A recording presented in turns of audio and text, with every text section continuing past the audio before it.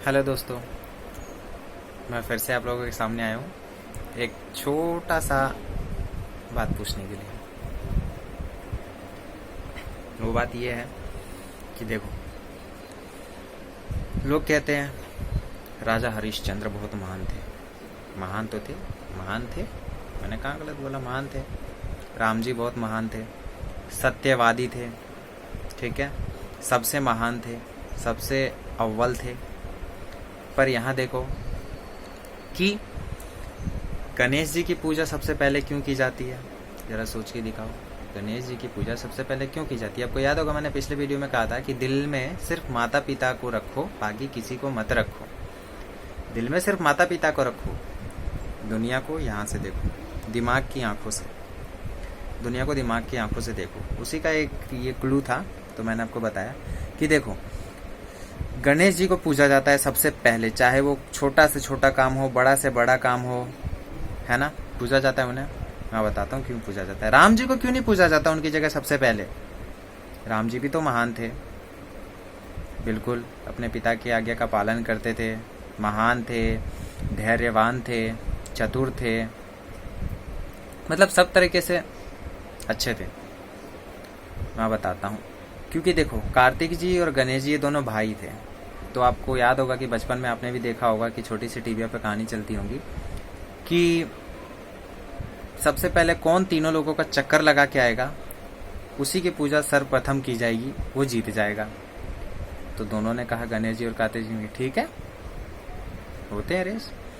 दोनों अपने वाहन पे बैठ गए। कार्तिक जी का वाहन मयूर है और गणेश जी का वाहन तो आप लोगों को सबको पता है, मूषक राज। तो जब नारद जी ने कहा स्टार्ट, शुरू होती है प्रतियोगिता, तब मोर पे बैठ के तो कार्तिक जी फट से उड़ गए तीनों लोगों का चक्कर मारने के लिए।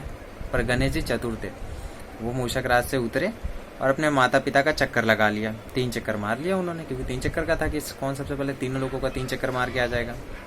तो उन्होंने 3 चक्कर लगा लिया और प्रणाम कर लिया माता जी को, बोले मैं जीत गया। नारद जी बोले ये कैसे?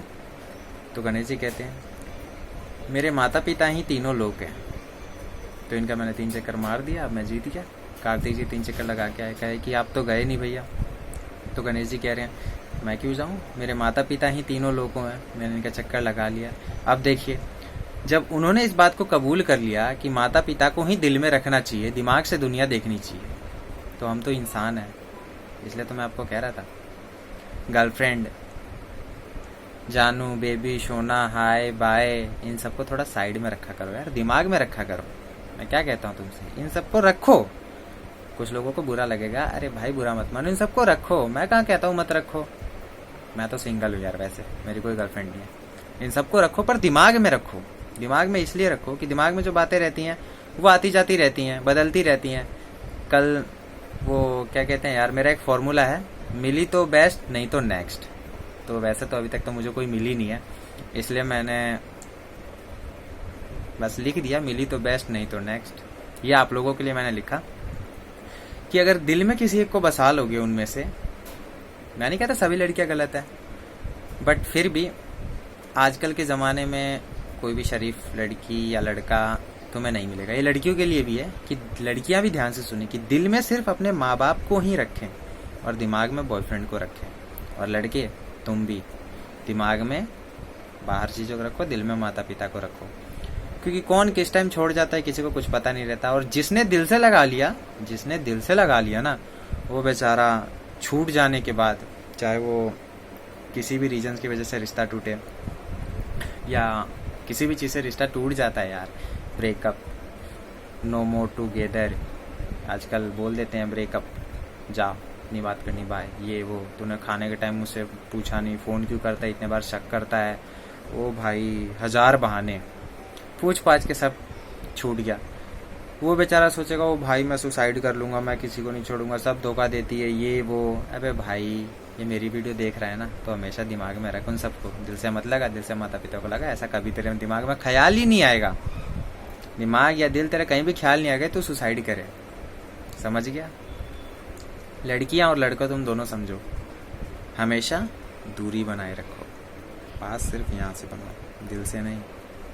जिनके माता पिता एग्री हों कि हाँ तुम दोनों की शादी होएगी तो होएगी, उन्हें ही दिल से लगाओ, लेकिन अदरवाइज मत लगाओ, क्योंकि आजकल कोई भी भरोसा करने लायक नहीं है। ये बात का ध्यान रखना तुम लोग। मैं तो अक्सर छुट्टी पे आ जाता हूँ, वरना मैं भी हमेशा बाहर ही रहता हूँ। I mean, घर भी बहुत कम आता हूँ, मेरे पास टाइम ही नहीं रहता बिल्कुल काम के चक्कर में। I mean, स्टडी भी करता हूँ, तो इसलिए 24 घंटे में मैं घर पे सिर्फ 4 से 5 घंटे रहता हूँ, सिर्फ 4 से 5 घंटे आता हूँ बस। अगर यहीं रहा तो, कहीं बाहर रहा तो फिर ओके। तो इसी तरीके से वीडियो मैं लेके आऊँगा अगली भी।